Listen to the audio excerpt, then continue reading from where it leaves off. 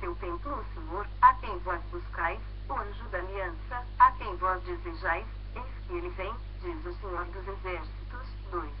Mas quem poderá suportar o dia da sua vinda? E quem poderá subsistir quando ele aparecer? Porque ele é como o fogo do ourives e como a potassa dos lavandeiros. 3.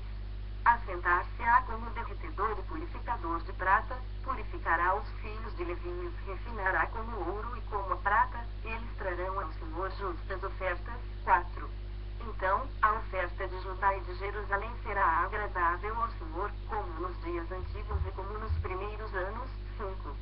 Chegar-me-ei a vós outros para juízo, serei testemunha veloz contra os feiticeiros, e contra os adúlteros, e contra os que juram falsamente, e contra os que defraudam o salário do jornaleiro, e oprimem a viúva e o órfão, e torcem o direito do estrangeiro, e não me temem, diz o Senhor dos Exércitos. 6.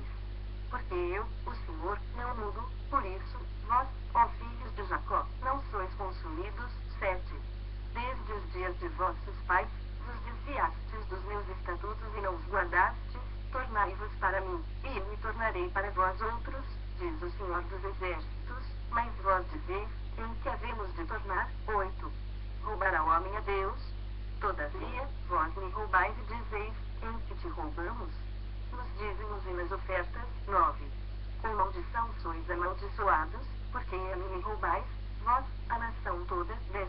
Trazei todos os dízimos à casa do tesouro, para que haja mantimento na minha casa, e provai-me nisto, diz o Senhor dos Exércitos, se eu não vos abrir as janelas do céu e não derramar sobre vós bênção sem medida. 11.